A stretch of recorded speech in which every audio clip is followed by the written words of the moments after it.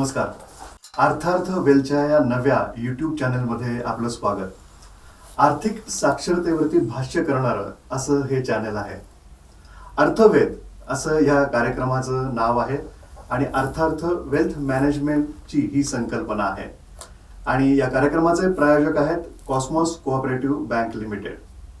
आजच्या या पहिल्या भागामध्ये आपण जो विषय हाताळणार आहोत तो आहे आर्थिक साक्षरता म्हणजे काय आणि ती व्यावहारिकदृष्ट्या कशी आत्मसात करता येईल. या पहिल्या भागामध्ये आपल्याला ज्येष्ठ तज्ज्ञांचं मार्गदर्शन लाभणार आहेत आणि आजच्या या कार्यक्रमासाठी तज्ज्ञ आहेत doctor Dilip Satbhai, chartered accountant आहेत आणि कायद्याचे अभ्यासक आहेत आणि कायद्यामध्ये त्यांनी PhD केलेली आहे आणि बँकिंग आणि फायनान्स क्षेत्रातले ते ज्येष्ठ मार्गदर्शक आहेत. श्री मिलिंद काळे सर हे कॉस्मॉस कोऑपरेटिव्ह बँकेचे विद्यमान अध्यक्ष आहेत, चार्टर्ड अकाउंटंट आहेत आणि बँकिंग क्षेत्रामध्ये अनेकांना त्यांचं मार्गदर्शन लाभलेलं आहे आणि या क्षेत्रातले ते तज्ज्ञ आहेत आणि ते विविध विषयांवरती आपल्याशी बोलणार आहेत. सौ स्मिता भुलाणे ह्या Artharth wealth management OPC private limited या कंपनीच्या डायरेक्टर संचालिका आहेत. वेल्थ मॅनेजमेंट आणि फायनान्शियल पोर्टफोलिओ मॅनेजमेंट या क्षेत्रात गेली 15 वर्ष त्या कार्यरत आहेत. तेव्हा आपल्या आजच्या या चर्चेला सुरुवात करूयात आणि या कार्यक्रमाची जी संकल्पना आहे ती सुरुवातीला आपण सौ भुलाणे मॅडम यांच्याकडून समजावून घेऊयात. नमस्कार, माझं नाव स्मिता भुलाणे.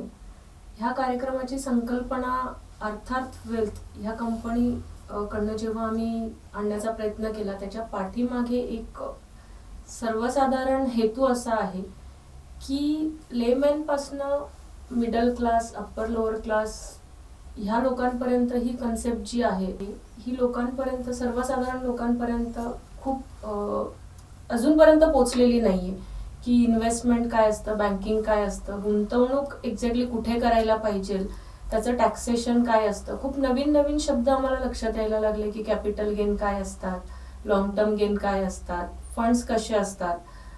आतापर्यंत जे आम्ही बघण्यात आलेलं आहे आमच्या की माणूस काम करत जातो आणि करत जातो, पण त्यानंतर काय असतं की सर्वसाधारण माणसाला एकच कन्सेप्ट माहितीये की कर आला की 1,50,000 हे इन्व्हेस्ट करायचे असतात, मग काहीतरी ATC ATD एवढंच एक जे आहे लोकांपर्यंत पोहोचलेलं असतं. पण माणूस हा फक्त गुंतवणूक करत जातो, पण त्याच्या पाठीमागच्या ज्या गोष्टी आहेत की गुंतवणूक करत असताना कुठल्या गोष्टीची काळजी घ्यायला पाहिजे, अगदी छोट्या छोट्या गोष्टी माणूस जो आहे स्किप करत असतो. म्हणजे काय तर खूप मल्टिपल बँकेमध्ये खाते असणं त्याचे, आणि बऱ्याच वेळा असं असतं की KYC अपडेट नसेल, पॅन कार्ड आधार कार्ड अपडेट नसतील त्यांचे. आता डिजिटल वर्ल्डमध्ये इतके सारे चेंजेस आलेले आहेत, स्कॅम्स होत आहेत. आम्हाला जे लक्षात आलेलं आहे की अर्थ साक्षरता आणि अर्थ म्हणजे अर्थातून सक्षम असणं ह्या दोन गोष्टी खूप वेगळ्या आहेत. माणूस अर्थाने सक्षम असेल म्हणजे पैशांनी सक्षम असेल, पण अर्थ साक्षरता त्यात असेलच असं आम्हाला जे लक्षात आलेलं आहे की अर्थ साक्षरता अजून पण बऱ्याच लोकांपर्यंत पोहोचण्याचं राहिलेलं आहे. तर त्यासाठी हा आमचा एक छोटासा प्रयत्न असणार आहे की अर्थ साक्षरता ही गोष्ट तळागाळातल्या लोकांपासून तर इंडस्ट्रीपर्यंत असू देत किंवा कुठलेही कॉमर्स बॅकग्राऊंडचे मुलं, स्टुडंट्स, लहान मुलं यांच्यापर्यंत अर्थ साक्षरता ही जायलाच पाहिजे. त्यासाठी हा एक आमचा छोटासा प्रयत्न आम्ही सुरुवात केलेली आहे. नक्कीच हा चांगला प्रयत्न आहे आणि आपला जो प्रेक्षक वर्ग आहे तो सर्वसामान्य गुंतवणूकदार आहे किंवा ज्याला पैशाचं नियोजन करायचं आहे. तर सातभाई सर, आपल्याला सोप्या भाषेमध्ये या गुंतवणूकदारांना काय सांगता येईल की आर्थिक साक्षरता म्हणजे काय? तुम्ही उत्तम प्रश्न विचारला. आणि या संदर्भात आर्थिक साक्षरता आणि आर्थिक सजगता याच्यातला दोघांतला फरक आणि प्रत्यक्षात यांना काय म्हणतात हे उदाहरणाद्वारे मी तुम्हाला समजावून देऊ इच्छितो. 2 उदाहरणं घेईन मी. पहिलं उदाहरण आहे, एका कुटुंबामध्ये 3 माणसं असतात. त्या 3 माणसामध्ये एक वडील असतात आणि 2 मुलं असतात. एक डॉक्टर असतो, एक चार्टर्ड अकाउंटंट असतो. वडिलांकडं अमाप संपत्ती असते, कुठं गुंतवणूक करायची ते वडिलांना माहीत असतं, पण मुलांना तेवढी कल्पना असतेच नाही याबद्दल वडील जरा थोडेसे साशंक होते. मग त्या वडिलांनी सांगितलं की बा यांची जर आपण टेस्ट घेतली पाहिजे की नक्की या संदर्भात यांना सजगता आहे का नाही, लिटरसी आहे का नाही. मग त्यांनी 100 रुपये घेतले प्रत्येकाला कर्ज आणि प्रत्येकाला दिले. डॉक्टरला सांगितलं माझा एक मनी चेंजर मित्र आहे, त्याकडे जा, तो 10% कमिशन घेतो आणि बाकीचे कॉइन्स मला घेऊन ये. मग डॉक्टर मुलगा म्हणाला 10% ऍड्रेस घेतला, त्या मनी चेंजरकडे गेला. मनी चेंजरला सांगितलं की बा मला बाबाने 10%नी तुमचं कॉइन्स घ्यायला सांगितलं. तो म्हणाले हो माझे 10% कमिशन आहे. मग त्यांनी 100 रुपयाची नोट दिली आणि 10% कमिशन देऊन 90 रुपये घेऊन आला. दुसरा होता चार्टर्ड अकाउंटंट. याला फायनान्शियल लिटरसी थोडीशी जास्त होती, आर्थिक सजगता त्याच्याकडे होती. त्यांनी पहिल्यांदा विचार केला की बाबांनी आपल्याला पैसे दिले, मग बाबा डॉक्टर भावाला 200 रुपये का दिले नाही, मला 100 आणि त्याला 100 का दिले, म्हणजे काहीतरी ते आपल्याकडनं अपेक्षा ठेवून आहेत आणि अशा वेळेला आपण काहीतरी विचार करून जायला पाहिजे. मग जाता जाता त्यांनी या संदर्भात विचार केला. त्यांनी विचारलं डॉक्टर मुलांनी किती आणले होते, 90 आणले, मला आपल्याला किमान 90 रुपये तरी आणले पाहिजेत. मग तिथे गेला डॉक्टर मनी चेंजरकडे आणि त्यांनी सांगितले मला 90 रुपयाची चेंज द्या. मग तो मनी चेंजर म्हणाला माझं कमिशन 10% आहे. मग त्यांनी 90 रुपयावर 10% कमिशन म्हणजे 9 रुपये मागितले. 90 अधिक 9 त्यांनी 100 रुपयाची नोट दिला, 91 रुपये घेऊन आला. आता प्रश्न असा आहे की 100 रुपयात डॉक्टर मुलगा 90 रुपये आणतोय, पण चार्टर्ड अकाउंटंट मुलगा 91 रुपये आणतोय. हीच जर रक्कम 1 कोटी रुपयाची असती तर हा रक्कम 1 लाख रुपयापर्यंत पोहोचला असता. 100 कोटी रुपये असती तर 1 कोटी रुपयापर्यंत असता. म्हणून RuPay saved is RuPay earn हे जे प्रिन्सिपल आहे हे आपण यामध्ये लक्षात घेतलं पाहिजे. म्हणजे तुम्हाला गणिताची आकडेमोड आली किंवा तुम्ही गुणाकार भागाकार चांगले केले म्हणजे तुम्हाला आर्थिक साक्षरता आली असं नाहीये. त्या आर्थिक साक्षरतेकडनं तुम्हाला आर्थिक सजगतेकडं जाणं गरजेचं असतंय आणि त्याच्यासाठी मॅच्युरिटी लेवल जी आहे ही तुम्हाला वाढवायला लागते. आणि ही जर तुम्ही मॅच्युरिटी लेवल वाढवली तर कोणत्याही निर्णयाप्रत तुम्ही येऊ शकता आणि तुम्ही त्यामध्ये नुकसान होईल असे कोणतेही निर्णय घेत नाही. आणि ज्या वेळेला आपली चित्त ठिकाणावर असेल अशा वेळेलाच आपण निर्णय घेतले तर ते कधीही चुकत नाही असा आतापर्यंतचा अनुभव आहे. हा एक उदाहरण. आता दुसरं उदाहरण तुम्हाला निदर्शनाला सांगायचं आहे की फायनान्शियल लिटरसी म्हणजे नक्की काय. आता सर्व लोक आपण पाहतो की नॅशनलाइज बँकांकडे धावपळ करत असतात. का तर सरकारचं प्रोटेक्शन आहे. आता या सरकारचा सध्या निर्णय असा आहे की त्यांना प्रायव्हेटायझेशन करायचं आहे आणि over a period of time या सगळ्या बँका प्रायव्हेटाईज होतील. मग आता त्यामागं जे काही संरक्षण सरकारचं आहे ते काढल्यानंतर तुमच्या डिपॉझिटचं काय होणार, हा एक महत्वाचा मुद्दा यामध्ये लक्षात घेतला पाहिजे. आता यामध्ये जेव्हा तुम्ही डिपॉझिटचा निर्णय घेत असाल किंवा कोणाकडे आपल्याला जास्त इंटरेस्ट मिळत आहे तर त्यावेळेला सहकारी बँकांकडे आपण नजर घातली पाहिजे. आता काही ठिकाणी अशी चर्चा नेहमीच कानावर येते की सहकारी बँका तेवढ्या प्रोटेक्टिव्ह नाही, तेवढ्या संरक्षण असत नाही. पण या निमित्तानं मला आपल्याला निदर्शनाला आणायचं आहे की फायनान्शियल लिटरसी अशा ठिकाणी वाढेल की जो समजू शकेल की DICGC ची जी काही गॅरंटी आहे, deposit insurance credit corporation of India यांनी 5 लाख रुपयापर्यंत सर्व ठेवीदारांना आणि सर्व ठेवींना संरक्षण दिलेलं आहे, विमा संरक्षण दिलेलं आहे. म्हणजे ऍज गुड ऍज सरकारचं प्रोटेक्शन आहे असं आपण म्हणायला काही हरकत नाही. फायनान्शियल लिटरसी वाढवताना फक्त 5 लाख रुपयापर्यंत आपण आपलं डिपॉझिट मर्यादित न करता हे जर आपण मल्टिपल अकाउंट्स मध्ये जर कन्वर्ट केलं तर काही कोटी रुपयांपर्यंत सुद्धा आपल्याला या DICGC इन्शुरन्सचं कव्हर आपल्याला मिळू शकत आहे. त्यामुळे कोणतीही गोष्ट लक्षात घेताना आपण एक महत्वाचा मुद्दा लक्षात घेतला पाहिजे की नॅशनलाइज बँकांमध्ये जे काही एम्प्लॉईज आहेत त्यांच्याकडनं मिळणारी जी सुविधा आहे किंवा ज्या सवयी आहेत त्या कोऑपरेटिव्ह बँकामध्ये, कॉस्मॉस बँकेमध्ये मोठ्या प्रमाणात कर्तृत्वाद्वारे किंवा इतर गोष्टीद्वारे मिळू शकतात हे तुम्ही लक्षात घ्या. तुमच्या बोलण्यावरून लक्षात येते की आर्थिक साक्षरता म्हणजे त्यात सगळ्या वयोगटांचा सहभाग आला. अगदी लहान मुलापासून अकाउंट ओपन करण्यापासून सुरुवात होते. आणि कोऑपरेटिव्ह बँकेबद्दलचा एक चांगला मुद्दा तुम्ही मांडला. कॉस्मॉस कोऑपरेटिव्ह बँकेचे अध्यक्ष काळे सर आपल्याबरोबर आहेत. काळे सर, आर्थिक साक्षरता ही बँकेच्या दृष्टीतून सामान्य गुंतवणूकदार खातेदार यांच्या दृष्टीने आपल्याला कशी सांगता येईल? साक्षरता आणि आर्थिक साक्षरता असा जर का आपण बारकाईने अभ्यास करायला गेलो तर सगळ्यात महत्वाचं तत्व असं आहे की आर्थिक साक्षरतेमध्ये माझ्या आर्थिक लाभाचा मी घेणाऱ्या रिस्कशी खूप संबंध आहे. हे जर का मला कळलं की मी जी रिस्क घेतो आहे त्याच्याशी माझा मोबदला किंवा रिटर्न रिलेटेड आहे तर मी साक्षर आहे असं मी बेसिकली म्हणेन. मी जर का माझ्याकडे असलेले पैसे घरातच डब्यात ठेवले तर त्याला एक्सपोजर नाही, त्याला पर्याय नाही, मला गुंतवणुकीचा कुठलाही मार्गाचा मी उपलब्ध नसल्यामुळे माझे 100चे 100च राहतील पण सेफ राहतील. पण मी जर का विचार केला हे मी बँकेत डिपॉझिट ठेवलं तर काय होईल, आता साबळे सर म्हणले तसं मी कोऑपरेटिव्ह बँकेत ठेवलं तर काय होईल, नॅशनलाइज बँकेत ठेवलं तर काय होईल, मी हे डेट फंड मध्ये ठेवलं तर काय होईल, मी हे शेअर मार्केटमध्ये ठेवलं तर काय होईल, मी जमिनीमध्ये ठेवलं तर काय होईल आणि सोन्यामध्ये ठेवलं तर काय होईल. याचा अर्थ ह्या प्रत्येक आर्थिक व्यवहारामध्ये मी जो जो आर्थिक निर्णय घेणार आहे त्याच्यामध्ये मला रिस्क काय आहे आणि मोबदला काय मिळणार आहे याचं को रिलेशन, याचा संबंध जर का मी जोडू शकलो तर मी खऱ्या अर्थाने साक्षर झालो. पण आर्थिक साक्षरता विषय असा आहे की मी पुस्तक घेतलं, मी सांगितलं, मी एखादं युट्यूबचं एखादं चॅनल एखादा एपिसोड बघितला म्हणजे होणार नाहीये. साक्षरता ही समज कशी डेव्हलप होते याच्याशी रिलेटेड आहे आणि समज ही नेहमी चर्चेतनं होत असते. त्यामुळे ज्या वेळेला माझा असा एक ब्लॉक होईल की मला साक्षरता आली आहे, आर्थिक साक्षरता आली आहे, त्यामुळे मी जे निर्णय घेतले ते एकदम बरोबर आहेत आणि इतर कोणाही पेक्षा चांगले आहेत याची खात्री करायला मला इतरांनी घेतलेल्या निर्णयाबरोबर त्याचा अभ्यास केला पाहिजे. आणि तुलनात्मक अभ्यास हाच खरं सांगू शकतो की तुमची आर्थिक साक्षरता काय दर्जाची आहे. डिपॉझिट ठेवायचे, घरात नाही ठेवायचे, डिपॉझिट ठेवायचे, मग मी कुठे ठेवायचे, तर मला जर का असं वाटलं की जिथे जास्त व्याज मिळतं तिथे मी ठेवायचं तर ते प्रलोभन झालं. मी कमी व्याज ठेवायचे तिथे म्हणजे सगळ्यात सेफ आहे, जसं आता सांगितलं की नॅशनलाइज बँकांमध्ये ठेवले म्हणून सगळ्यात सेफ आहे कारण त्या सरकारी बँक आहेत तर मला कमी उत्पन्न मिळेल. पण मी जर का स्मार्ट इन्व्हेस्टर असेल आणि मी आज जर का दोन्हीचा तिसऱ्या पर्यायाबरोबर म्हणजे सहकारी बँकात ठेवणाऱ्या पर्यायाबरोबर जर का विचार केला तर माझ्या लक्षात येईल नॅशनलाइज बँकांपेक्षा जास्त आणि चांगल्या दर्जाच्या उच्च प्रतीच्या सहकारी बँकांमध्ये मी जर का ठेवले तर ते नॅशनलाइज बँकांपेक्षा जास्त उत्पन्न देणारे पण इतर प्रलोभनं जिथं मला आणखीन त्यापेक्षा जास्त व्याज मिळणार आहे त्या प्रलोभनाला मी बळी पडून मुद्दलच घालून न बसण्याचा पर्याय पण नॅशनलाइज बँकांपेक्षा पर्याय म्हणजे सहकारी बँकांचा पर्याय हा सगळ्यात चांगला आहे.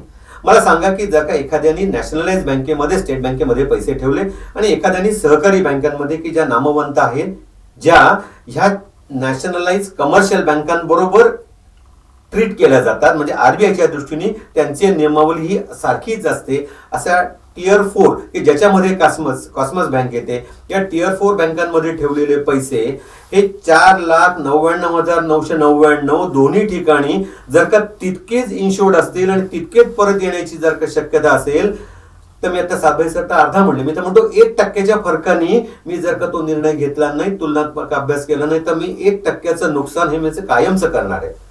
पण म्हणून मी 4,999 एखाद्या खाजगी व्यक्तीकडे किंवा खाजगी पर्यायामध्ये गुंतवणूक केली की जिथं मला त्याच्यापेक्षा 5% जास्त मिळणार आहे तर त्याच्यावर कोणाचाही कंट्रोल नाही, रेग्युलेटेड अथॉरिटी नाही. म्हणजे रिझर्व्ह बँकेच्या भाषेमध्ये रेग्युलेटेड एंटिटीज अशा ज्या असतात त्याच्यापैकी ही नसल्यामुळे तिथं सगळ्यात धोका आहे.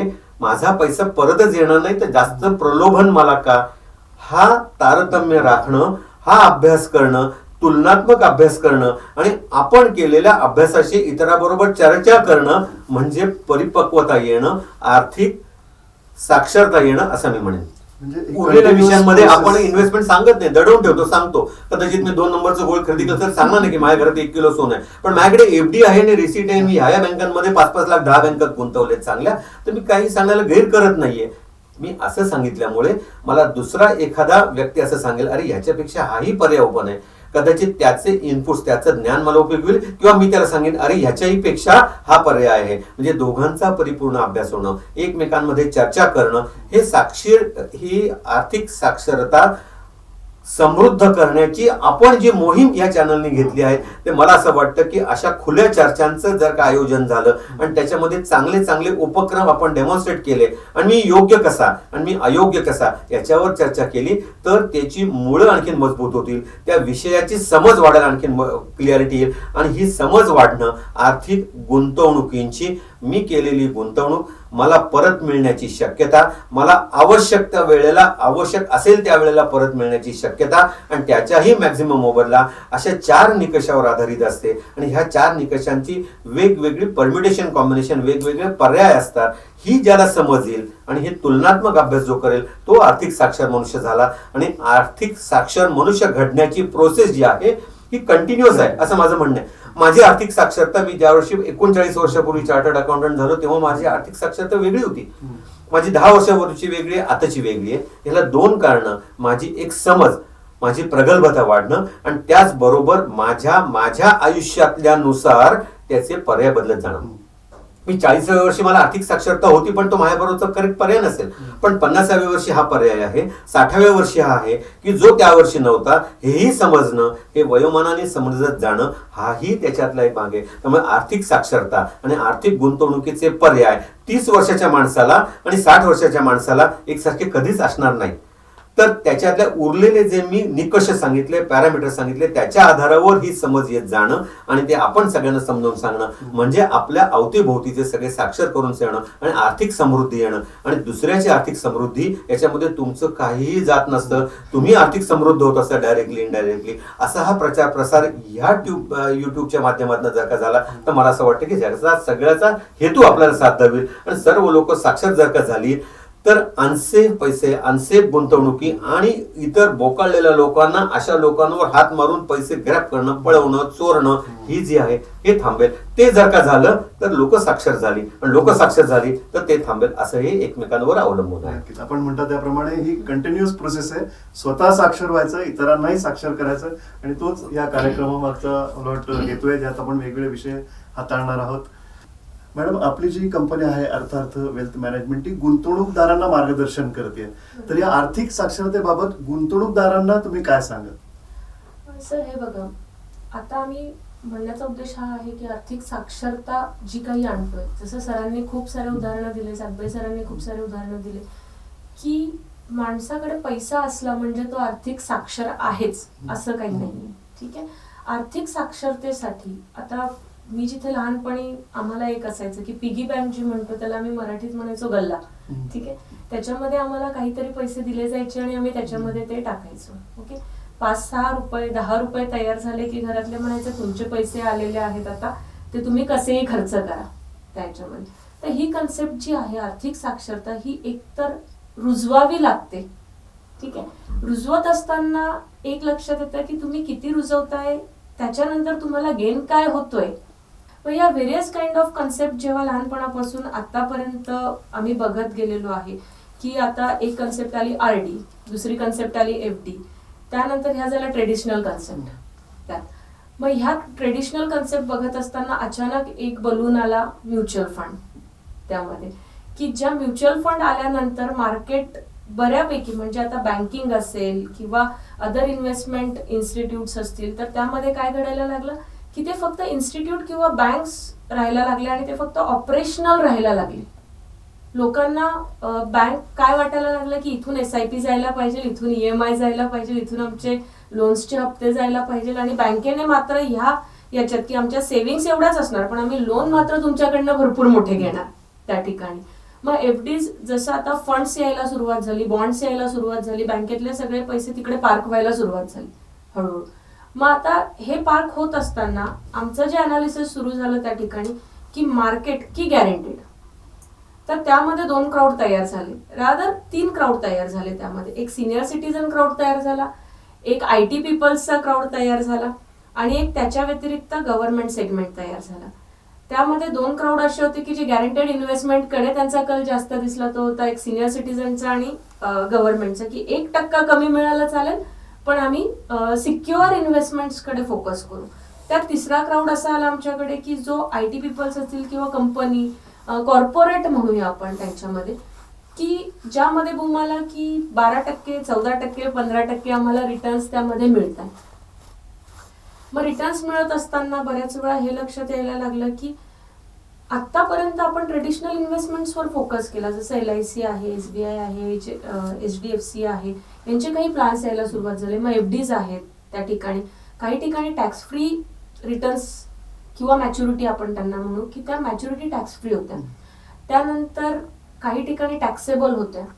लोक मार्केटमध्ये बिट करायला लागले की FD टॅक्सेबल आहे आणि ह्या कंपन्यांचे प्लॅन्स जे आहेत ते टॅक्स फ्री आहेत, मग आपण एक काम करूया, FD तोडूया आणि ह्या टॅक्स फ्री प्लॅन्स मध्ये जाऊया. तिथे मार्केट अनालिसिस खूप सारं झालं आणि आता परत मार्केट कुठे येऊन थांबलेलं आहे की 3 दिवसापासून 4 दिवसापासून किंवा बजेटपासून चर्चा की डेफ्ट फंड जे आहेत ते योग्य की FD योग्य, की येऊन परत माणूस ट्रेडिशनल वे कडे चर्चेला सुरुवात झालेली तिथे.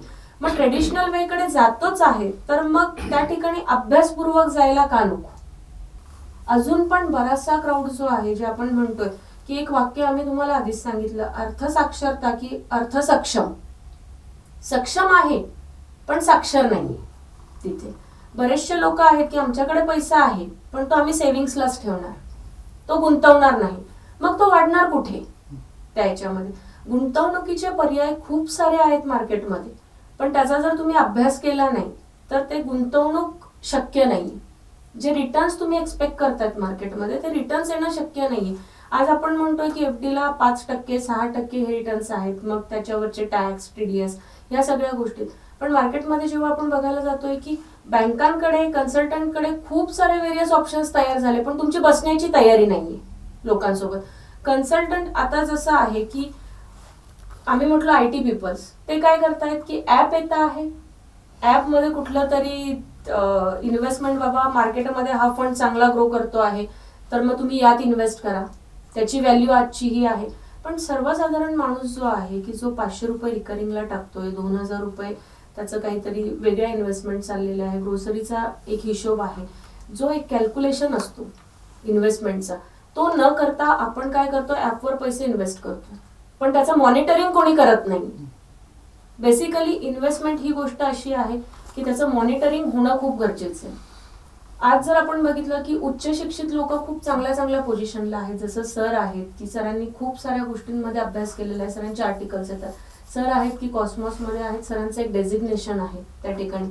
तर सक्षम लोक जर एखादी ऑर्गनायझेशन मॉनिटर करायला आणि सांभाळायला असतील त्या चेअर्सवर, तर ते मॉनिटरिंग खूप चांगल्या पद्धतीने होतं आणि ती ऑर्गनायझेशन खूप वेगळ्या लेवलला बीट करत असते मार्केटला. आता यांच्यासोबत कॉम्पिटिटर नाही आहेत का मार्केटला? नक्कीच आहेत, पण ते कुठे आहेत आणि हे कुठे आहेत हे आपल्याला कळतं. तसंच आमचं म्हणणं एक आहे की इन्व्हेस्टमेंट करत असताना तुम्हाला मॉनिटरिंग हे गरजेचं आहे, कन्सल्टंट हा गरजेचा आहे, तो पेड असो अगर पेडमध्ये नसो, पण कन्सल्टंटचं मॉनिटरिंग हे कायम गरजेचं असतं. रिव्ह्यूज गरजेचे असतात गुंतवणूक करत असताना, म्हणजे तुम्हाला तुम्ही तुमचे पैसे कुठे गुंतवता याचं कळत असतं स्टेप बाय स्टेप, की आज आपले पैसे कुठे आहेत. त्यामध्ये भान विसरून चालत नाही त्या सगळ्या गोष्टींना. आणि आपण हे प्रत्येक एका एपिसोडला, नवीन एपिसोडला प्रत्येक एक इन्व्हेस्टमेंट जी आहे तिची स्टेप बाय स्टेप ग्रोथ कशी असणार आहे, ती डाऊनला कशी जाणार आहे, गॅरंटेड इन्व्हेस्टमेंट कसे तुमचे वर्कआउट होतात, ट्रेडिशनल इन्व्हेस्टमेंटमध्ये प्रकार कुठले कुठले असू शकतात, त्यांच्यामध्ये बँकांचे रोल काय आहे, बँका अदर दॅन बँकिंग अजून तुम्हाला काय सर्व्हिस प्रोव्हाइड करता आहेत, तर ह्या सगळ्या गोष्टी आपण प्रत्येक एका नवीन एपिसोडमध्ये आणणार आहोत.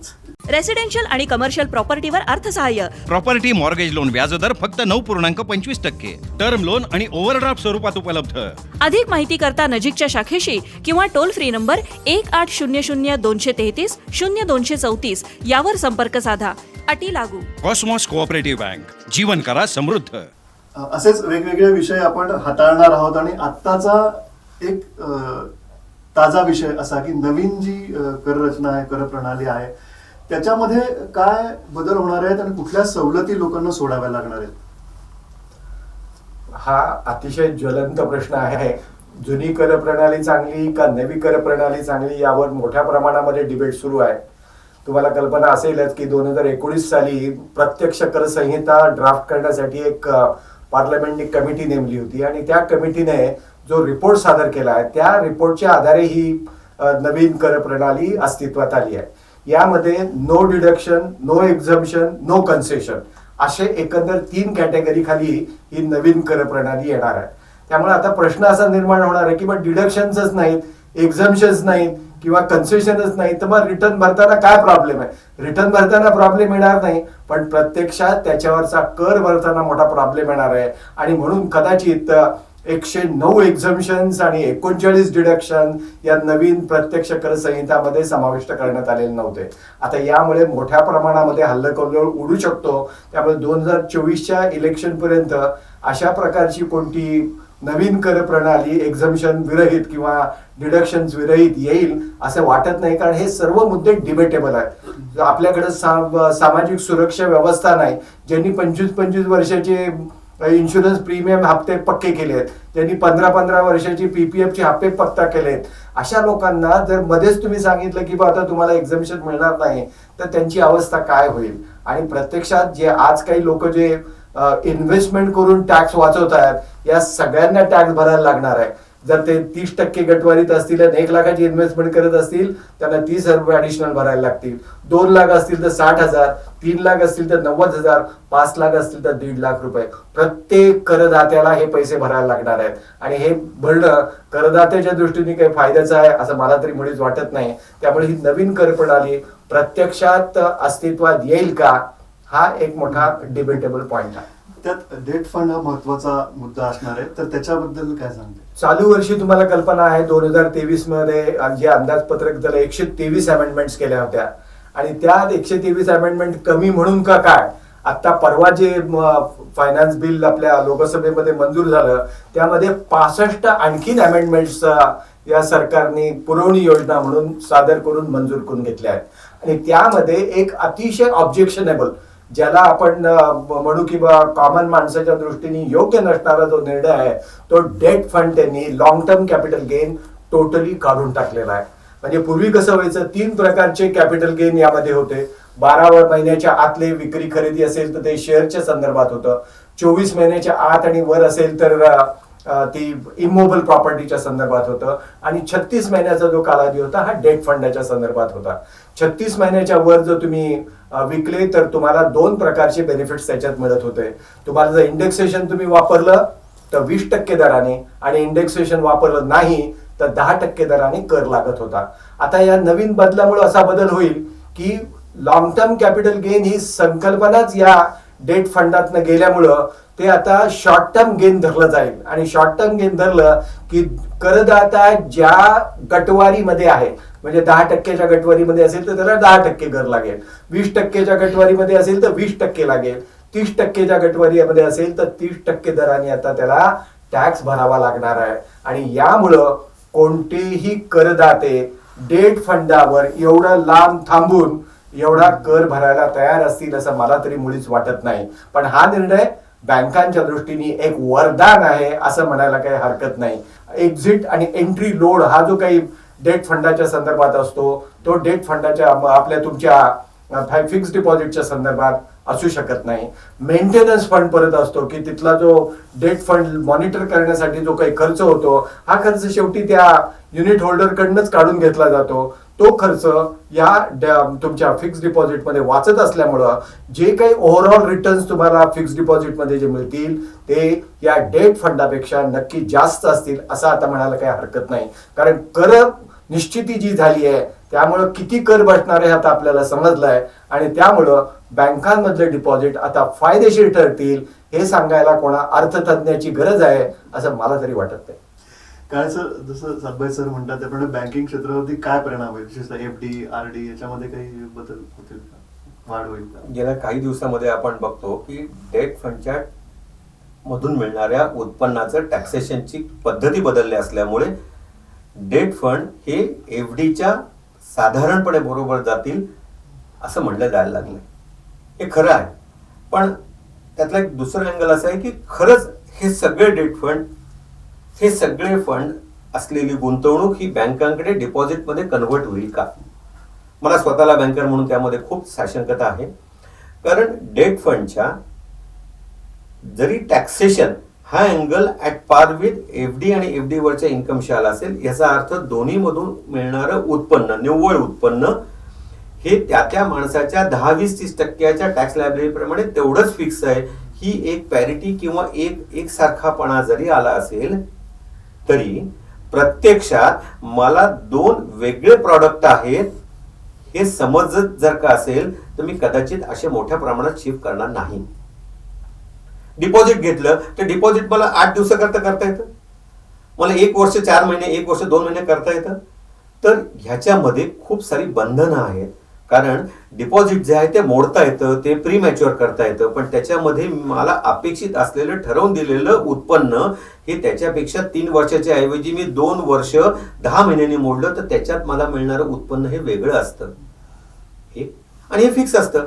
पण डेट फंड मध्ये मी जर का गेलो तर डेट फंड मध्ये मी 2 वर्ष 10 महिन्यांनी मी लिक्विडेट करीन, तर मला ॲश्युअर्ड किंवा जे सजेस्टेड असेल त्याच्याही पेक्षा डेट फंडच्या चांगल्या मॅनेजमेंटमध्ये मार्केटच्या चढ उतारांमुळे जे फायदे किंवा तोटे होण्याची शक्यता आहे ती जास्त आहे. त्याच्यामध्ये फायदे होण्याची जर का शक्यता जास्त असेल तर मला ते प्रलोभन डिपॉझिट पेक्षाही जास्त असेल, कारण मिळणाऱ्या उत्पन्नातनं टॅक्स सारखा आला एवढीच वस्तू झाली.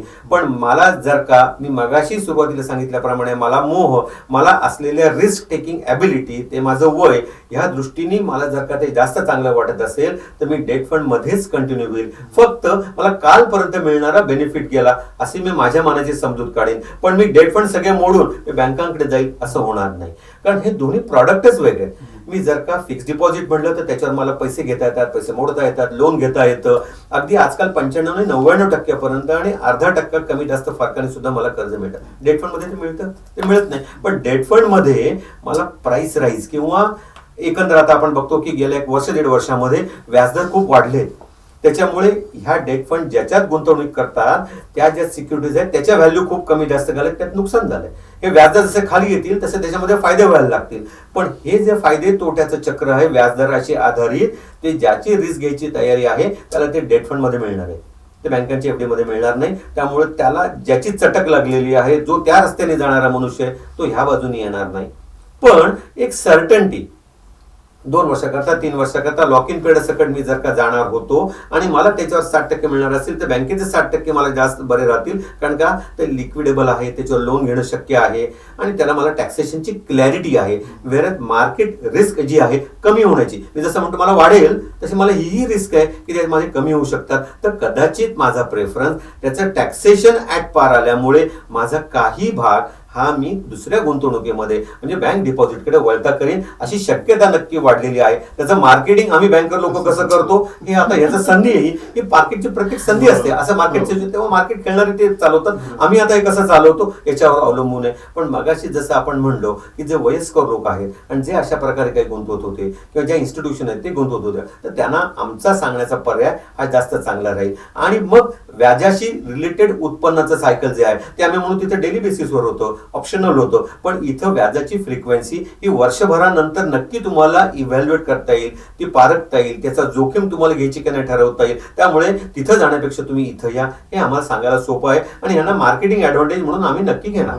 दोन्हीचे फायदे तोटे जर ग्राहकांनी जाणून घेतले गुंतवणूकदारांनी तर निश्चितच ते योग्य तो निर्णय घेऊ शकतील. बँकिंग क्षेत्रातलं मत कळलं, पण एक गुंतवणूकदार म्हणून तुम्ही कसं पाहताय या सगळ्या बदलांकडे? तो काय विचार करत असेल गुंतवणूकदार म्हटल्यानंतर बिंग अ कन्सल्टंट मी हे म्हणेल की मार्केटमध्ये फक्त एक डेट फंडच उरलेला नाहीये. ठीक आहे, गुंतवणूक करण्यासाठी मल्टिपल ऑप्शन्स आहेत. आता जी चर्चा चालली की या फंडचं कंपॅरिझन एफडी सोबत होतंय का, तर एक लक्षात घ्या, जेव्हा आम्ही कंपॅरिझन करतो तेव्हा एकाच फंड सोबत करत नसतो.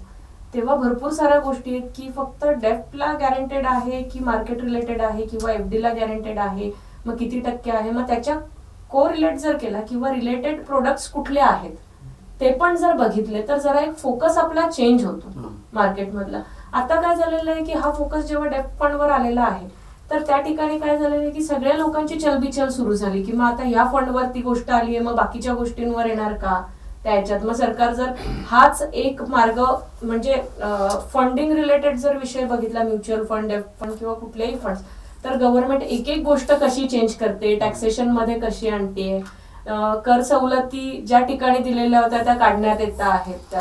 पण याने एक गोष्ट आहे की ज्यांना इन्व्हेस्ट करायचं आहे ना तो इन्व्हेस्टमेंट करणारच आहे, मग तो कुठेही असो, मग एफडीला असो, गॅरंटेडला असो, डेफ्ट फंडला असो, म्युच्युअल फंडला असो किंवा अगदी कुठलेही नवीन बॉन्ड्स आले त्याच्यामध्ये असू देत.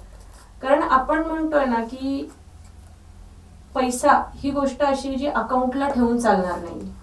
ठीक आहे, तर ती कुठेही गुंतवली, आज जर एफडीला गुंतवली तिथे 6%, 5% जे काही येणार आहे, डेफ्ट फंडला गुंतवली ती त्या ठिकाणी अजून 5%, 6% देणार आहे, म्युच्युअल फंडला गुंतवली ती इक्विटीमध्ये असणार आहे तर तिचे रिटर्न्स काहीतरी वेगळे असणार आहे, कुठल्या इन्व्हेस्टमेंट प्लॅन्स मध्ये की जसं LIC ऑफ इंडिया आहे, तुमचं HDFC आहे, यांच्या प्लॅन्स मध्ये गुंतवली तर थंब रूल प्रमाणे ते 6 ते 7% तुम्हाला रिटर्न्स देतातच आहेत. आणि जसं आपण म्हणतो सिक्युरिटी पॉइंट ऑफ व्ह्यू, तर इन्व्हेस्टमेंट ही गोष्ट अशी आहे की 4 वे जेव्हा तुम्ही बघतात तर ती प्रत्येक एक आर्थिक साक्षर माणूस जो आहे तो प्रत्येक एका पॉकेटमध्ये ते पैसे टाकत असतो, कुठल्याही एका पॉकेटमध्ये तो पैसे पार्क करत नाही. त्यामुळे ऑन अन ऍव्हरेज जर त्याच्या इन्व्हेस्टमेंटचा रेट तुम्ही काढायला गेले तर तो 8 ते 10 ते 12% याच्यामध्ये त्याचा तो रेट येणारच आहे की त्याला जे गेन होणार आहे त्यात. हा विषय उरला आता टॅक्सेशनचा. त्यात तर आधी म्हटलं जायचं आपल्याकडनं की मी 100 रुपये कमवले तर गव्हर्नमेंटला मला 30 रुपये देणं आलेलं आहे. मग त्यावेळेस लोकांनी इन्व्हेस्टमेंट करणं बंद केलंय का? नाही केलेलं. मग आता गव्हर्नमेंटला एक झालेलं आहे की आपण कुठलीही नियमावली आणा, लोकांना ती एक्सेप्ट करायला लागणार आहे. ठीक आहे. सो गव्हर्नमेंटने कितीही नियमावली आणली आणि आज आपण किती काही म्हटलं तर यात गुंतवणं कमी होणार आहे का, त्यात गुंतवणं जास्त होणार आहे का, तसं काही फरक पडणार नाही. जर मार्केट बघायला गेलो तर रिअल इस्टेटचं मार्केट आज वाढतच आहे, लोक शिफ्ट होतातच आहे. लोकांकडे पैसा आहे ते रिअल इस्टेटमध्ये गुंतवतायत. म्हणजे काय, पैसा लोकांकडे आहे आणि ते गुंतवण्यासाठी इच्छुक आहेत. त्यांना फक्त गुंतवण्यासाठी पर्याय चांगले पाहिजे. आणि मार्केटमध्ये एवढेच पर्याय आहेत का? नाही. आता नवीन नवीन पर्याय पण उपलब्ध होत आहेत त्या ठिकाणी. तर लोक पैसे गुंतवणारच आहेत. फक्त कसं आहे की एक पाऊल लोकांनी पुढे नेलं तर गव्हर्नमेंटने, बँकांनी दुसरं पाऊल पुढे आणणं गरजेचं आहे. जसं की बाबा डेफ फंडचा रिटर्न्स कमी होणार का, तर मग त्या ठिकाणी लोकांचा प्रश्न असा असतो मग एफडीचे रिटर्न्स वाढणार का. तिथे विचार करणं पण गरजेचं आहे की खरंच असं होणार का. तर हा विषय डिबेट खूप मोठा आहे की कुठल्या गुंतवणुकींवर रिटर्न्स जास्त मिळणार आहे. आता रिटर्न्स जास्तचा विषय नाहीये, लोकांना प्रत्येक एका मॅच्युरिटीवर किंवा रिटर्न्सवर काय भरायला लागणार आहे, विषय तिथे आलेला आहे त्या ठिकाणी. आणि विषय की रिटर्न्सवर तुम्हाला टॅक्स भरायला किती लागणार आहे, मग त्यावर गुंतवणूकदार कमी होणार आहेत का तिथे. तर आता इन्स्टिट्यूशनल लेवलला जर बघितलं तर प्रत्येक एक इंजिनिअरिंग कम्प्लीट झाल्यावर बाहेर पडतोय, तो IT मध्ये जॉब करतोय. डॉक्टरवाला MBBS MD बाहेर पडतोय, तो जॉब करतोय. प्रत्येक एक व्यक्ती जी आहे ती फक्त पगार घेणार आहे का, बिझनेस मधले पैसे ठेवणार आहे का अकाउंटला, तर नाही. इन्व्हेस्टमेंट्स वाढणारच आहेत, पैसा हा येणारच आहे. म्हणजे बदल झाले तरी वेगळ्या पद्धतीने पैसा मार्केटमध्ये येणार आहे, गुंतवणूक होणारच आहे. फक्त ती कोण कशा पद्धतीने बघतंय, त्याच्याकडे पॉझिटिव्हली बघायचंय की निगेटिव्हली बघायचंय, एवढं आपल्याला ठरवायचंय त्यामध्ये. त्याच्यामुळे मला असं वाटतं गुंतवणुकींवर परिणाम नाही होणार, उलट गुंतवणूक मार्केटमध्ये अजून जास्त प्रमाणात येईल. साधनाई सर, आता नवीन कर प्रणाली जी आहे त्याच्यात 7 लाखांपर्यंतच्या उत्पन्नावर कुठलाही कर नाही, तर असे लोक गुंतवणुकीकडे पाठ फिरवतील का, काय वाटतं? अगदी तुम्ही योग्य प्रश्न टाकला. 7 लाख रुपये हे करपात्र उत्पन्न मानलं गेलं आहे, पण पगारदार लोकांना 7.5 लाख रुपये जरी मिळाले तरी ते आता करमुक्त राहणार आहेत, कारण त्यांना स्टँडर्ड डिडक्शन नवीन कर प्रणालीमध्ये वजावट करण्यासाठी उपलब्ध झाले आहेत. आणि कालच्या बदलामध्ये तुम्ही पाहिलं असेल की जो काही 3 लाख रुपयापासून जी कर सवलत उपलब्ध होणार होती ती आता त्यांनी 7,27,777 रुपयापर्यंत वाढवली आहे. म्हणजे समजा तुमचे 7 लाखाच्या वर जर उत्पन्न गेलं तर 25,010 रुपये तुम्हाला टॅक्स भरायला लागायचा. आता त्यांनी तो बदल करून जेवढा फक्त तुमचं उत्पन्न वाढेल तेवढ्या उत्पन्नापुरतं 100% त्यांनी टॅक्स ठेवला. म्हणजे 10 रुपये भरा, 100 रुपये भरा, जेवढे 7 लाखाच्या वर होतील तेवढे. आणि ही लिमिट त्यांनी 7,27,000 रुपयापर्यंत केली. या व्यतिरिक्त फक्त अग्निवीरचं जर डिडक्शन सोडलं तर कोणतेही डिडक्शन तसे सकृतदर्शनी उपलब्ध नाही. त्यामुळं कुठं इन्व्हेस्टमेंट करून आपल्याला वजावट मिळेल यामध्ये तरी कुठं गुंतवणूक होईल असं मला तरी मुळात त्याच्यात दिसत नाही. त्या मानाने जुरी कर प्रणाली चांगली होती की सामाजिक सुरक्षा जर सरकारला करता येत नसेल तर सामाजिक सुरक्षा व्यवस्था आपणच आपली केली पाहिजे. आणि त्या दृष्टीने जी पूर्वी जुनी कर प्रणाली काम करत होती ती ही नवीन कर प्रणाली काम करणार नाहीये. तुम्हाला माहित असेल की 1947 साली मनुष्य 38 वर्षाचा झाला की तो निवर्तत होता. नंतर 1970 साली ते 68 वय झालं आणि आता 2023 मध्ये किंवा 2020 मध्ये ते वय त्यांनी आता 75 केलंय. आता काही दिवसात ते 80 पण होऊ शकतंय. म्हणजे याचा अर्थ असा की जेव्हा तुमची आर्थिक अनुत्पादकता निर्माण होईल 60व्या वर्षानंतर ते पुढले 15 वर्ष तुम्ही उत्पन्न तुमचं कसं अर्थार्जन करायला पाहिजे यामध्ये हा प्रॉब्लेम येणार आहे. आणि याच्यासाठी जर सरकार मदत करणार नसेल तर ती तुम्हीच मदत करायला हवी. पण ती नवी कर प्रणालीमध्ये त्याची पर्यायी व्यवस्था दिसत नाही. आणि म्हणून लोकांना जर जोपर्यंत वळतं केले जात नाही तोपर्यंत नॉर्मली वळते केले जात नाहीत. आणि अशा वेळेला किमान LIC किंवा किमान PPF हे जे काही पूर्वी आपल्याला उपयोगी पडणार होते ते आता गुंतवणूक न केल्यामुळे गुंतवणूक मोठ्या प्रमाणामध्ये कमी होण्याची शक्यता देखील नाकारता येत नाही. आणि म्हणून बँकांचे डिपॉझिट किंवा इतर होणाऱ्या ज्या गुंतवणुकी आहेत या कंपल्सरी कॅटेगरीमध्ये ज्या काही कराव्या लागत होत्या त्या आता होणार नाहीत. एवढंच फक्त त्याच्यामध्ये मी सांगू इच्छितो. कारण सर बँकिंग क्षेत्रात विशेषतः कोऑपरेटिव्ह बँकांच्या बाबतीत त्याच्याबद्दल ग्राहकांना जास्त विश्वासार्हता वाटते. तिथे गुंतवणूकदार कशा प्रकारे वागतील किंवा behave करतील? पूर्वी बँका किंवा पर्टिक्युलरली सहकारी बँका हे गुंतवणूक म्हणजे RD, सेव्हिंग अकाउंट, FD ह्याच्याकरता म्हणून बघितल्या जायच्या. पण मला नाही आता असं वाटत की ह्या बँकांकडे म्हणजे सहकारी क्षेत्रातल्या सक्षम बँकांकडे की जे वेगवेगळ्या प्रकारचे फायनान्शियल प्रॉडक्ट उपलब्ध करून देतात, एका ठिकाणी एका दुकानामध्ये उपलब्ध करून देतात, तिथं बँका फक्त रिकरिंग FD आणि RD करता येतात. तिथे लोक ह्याही करता येतात की ह्या बँकेत जर का आपण गेलो तर म्युच्युअल फंडाचा आपल्याला एक विचारपूर्वक सल्ला मिळेल की आपण म्युच्युअल फंडामध्ये गुंतवावेत का नाही. इथं हेही सांगतील की इन्शुरन्स आपण करावं का नाही, जनरल इन्शुरन्स करावं का, आपण हेल्थ इन्शुरन्स करावं का, आपण लाईफ इन्शुरन्स करावं का, लाईफ इन्शुरन्सच्या कुठल्या प्रॉडक्टमध्ये करावं हेही सांगतील. हे म्युच्युअल फंडामध्ये घालण्याकरता पैशाच्या आपल्याला इथं एक व्हेकल उपलब्ध करून देतील. तिथं तुम्ही आणखी दर महिना काही गुंतवणूक करू शकाल का त्याचाही सल्ला देतील. हेही सांगतील की शेअर मार्केटमध्ये गेलं, डिमॅट करायचं असेल, ट्रेडिंग करायचं असेल तर तोही आमच्या परकट प्लॅटफॉर्म आहे. याचा अर्थ असा सहकारी बँका आणि आमच्यासारख्या कॉस्मॉस बँकेमध्ये हे गुंतवणुकीचे वेगवेगळे पर्याय एका ठिकाणी उपलब्ध आहेत आणि त्या जोडीला मार्गदर्शन आणि विश्वास या दोन्ही गोष्टी आहेत. म्हणजे नुसतं विश्वास करता आता बघत नाहीत बरं का, मार्गदर्शन करताना सुद्धा बघतात. आणि हे मार्गदर्शन करण्याकरता आम्ही आमचे सहयोगी जे असतात म्हणजे त्याच्यामध्ये कदाचित म्युच्युअल फंडाकरता एक वेगळे आमचे पार्टनर्स असतात, लाईफ इन्शुरन्स करता वेगळे पार्टनर असतात. तर ह्या सगळ्या पार्टनरशी आमचं जे असोसिएशन असतं ते आम्ही क्रॉस सेलिंग ऑफ प्रॉडक्ट करत असल्यामुळे ते तिथं सगळं उपलब्ध होतं. आपण म्हणा गुंतवणूक कशी करावी, काय करावी याची साक्षरता साधं सोपं दररोजच्या आयुष्यातलं जीवनातलं मी एक सांगेन की जसा आपला डाएट असावा, जसा आपला आहार असावा, तो संपूर्ण असावा, तो सात्विक असावा, हे जसं आहे तसं तो समतोल असावा. हे जसं एखाद्या बाळाला 1-2 वर्षापासून 70-80 वर्षाच्या माणसाला त्याच्या वयाच्या वेगवेगळ्या स्तराप्रमाणे कसा डाएट असावा हे कळतं किंवा कोणतरी सांगतं किंवा त्याला ती सक्ती होते, ते करायला लागतं. त्याचप्रमाणे आता हा फायनान्शियल सुद्धा डाएट सारखा विषय झालेला आहे.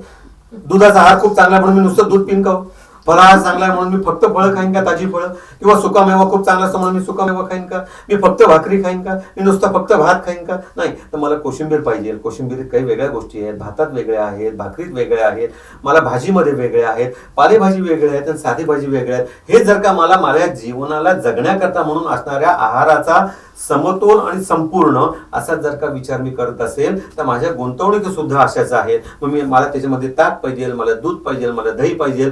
आणि मग ह्या सगळ्या प्रॉडक्ट कुठे मिळू शकतात?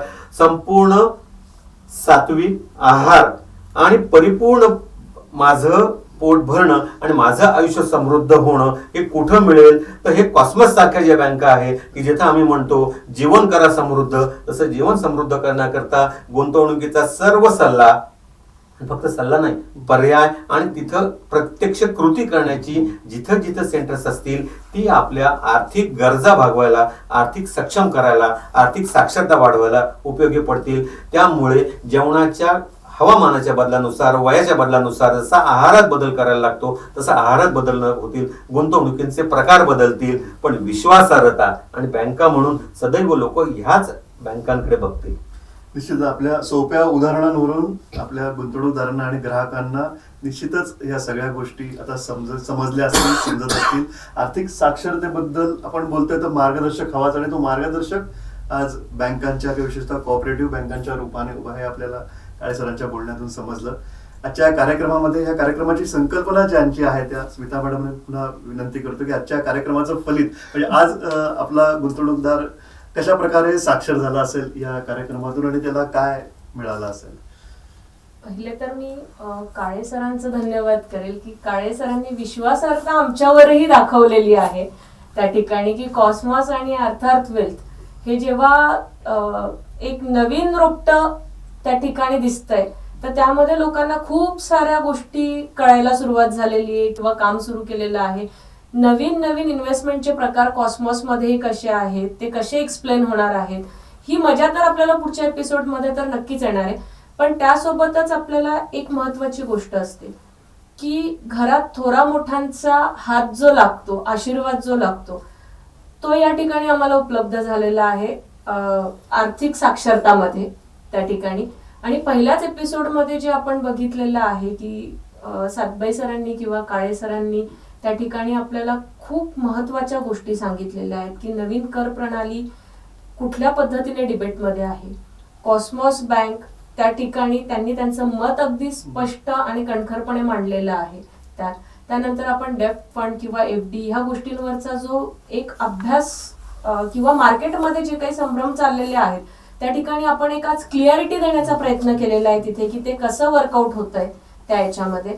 त्यामध्ये बँकिंगचा रोल काय असणार आहे, कन्सल्टंट्सचा रोल काय असणार आहे किंवा गुंतवणूकदारांवर त्यामध्ये काय फरक पडणार आहे की ह्या सगळ्या निर्णयांनी गुंतवणूकदार मार्केटमध्ये टिकणार की फक्त सेव्हिंग्स अकाउंट पर्यंत स्थिर स्थावर राहणार.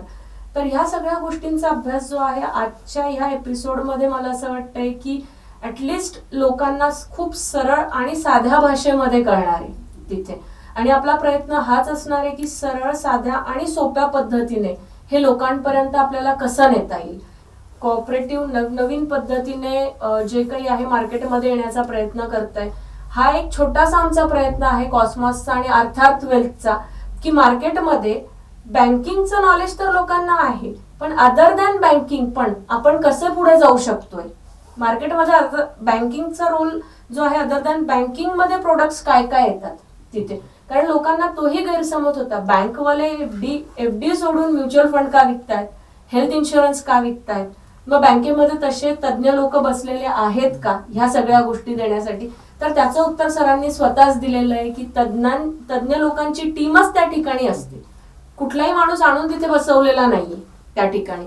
सो अर्थसाक्षरता हे अशाच पद्धतीने आपण आता जे एपिसोड्स येणार आहे त्याला लहानाचं मोठं करण्याचा प्रयत्न करूया त्या ठिकाणी.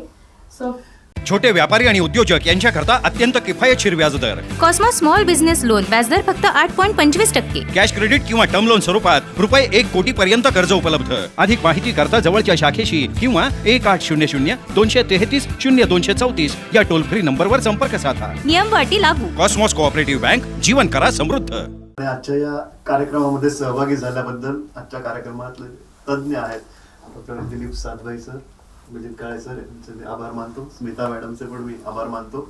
आणि अर्थार्थ वेलच्या या YouTube चॅनलमध्ये अर्थवेद या कार्यक्रमात ज्याची कॉस्मॉस कोऑपरेटिव्ह बँक ही प्रायोजक आहे.